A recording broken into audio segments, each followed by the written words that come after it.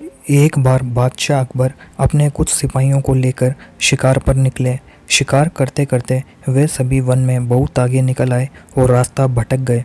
अत्यधिक प्रयासों के बाद भी उन्हें आगरा राजमहल जाने का रास्ता नहीं मिल सका। धीरे धीरे शाम गिरने लगी। सबका भूख प्यास से बुरा हाल हो गया, लेकिन वे रुके नहीं और अनुमान के आधार पर आगे बढ़ते रहे। कुछ देर में वे सब एक तिराहे पर पहुंचे। उन्हें उम्मीद थी कि वहां से एक रास्ता अवश्य महल को जाएगा, लेकिन कौन सा, ये पता करना आवश्यक था। आसपास कोई ऐसा व्यक्ति दिखाई नहीं पड़ रहा था जिससे रास्ता पूछा जा सके। सब चिंतित होकर इधर उधर देख रहे थे। तभी बादशाह की दृष्टि एक बालक पर पड़ी जो उनकी ओर ही आ रहा था। पास आने पर बादशाह अकबर ने बालक से पूछा, बालक जरा बताओ तो आगरा जाने के लिए कौन सी सड़क जाती है? बादशाह का प्रश्न सुनकर बालक हंस पड़ा और बोला, महाशय सड़क कहीं नहीं जाती, जाना तो आपको ही पड़ेगा।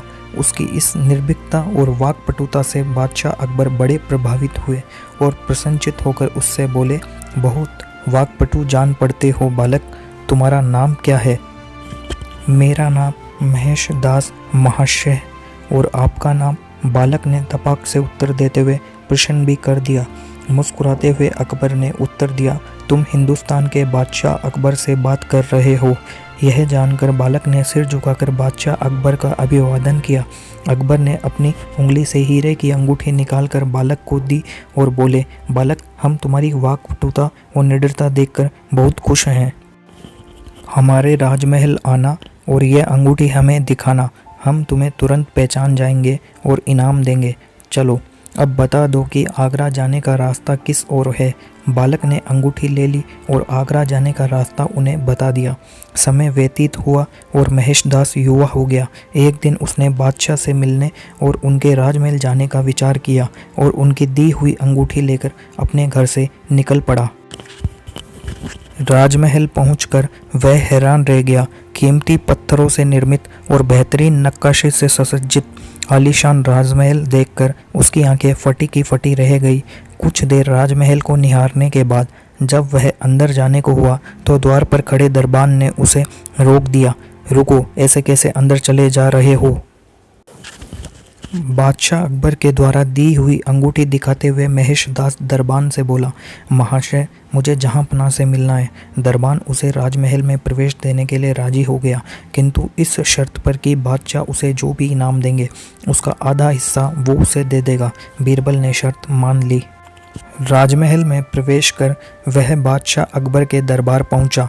बादशाह सलामत को सलाम करने के बाद उसने उन्हें अंगूठी दिखाई, जिसे पहचान कर बादशाह बोले, अरे तुम तो वही बालक हो जिसने हमें रास्ता बताया था। जी हुजूर, बोलो इनाम में क्या चाहते हो? जहाँपनाह मैं चाहता हूँ कि आप मुझे इनाम में 100 कोड़े लगवाएं। महेश दास ने नम्रतापूर्वक निवेदन किया।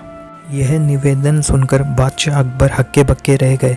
ये तुम क्या कह रहे हो? बिना अपराध के हम तुम्हें कैसे कोड़े लगवा सकते हैं?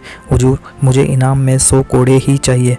महेश दास की जिद के आगे अकबर को झुकना पड़ा और उन्होंने जल्लाद को आदेश दिया, महेश दास को 100 कोड़े लगाए जाए। जल्लाद ने महेश दास को कोड़े लगाना शुरू किया।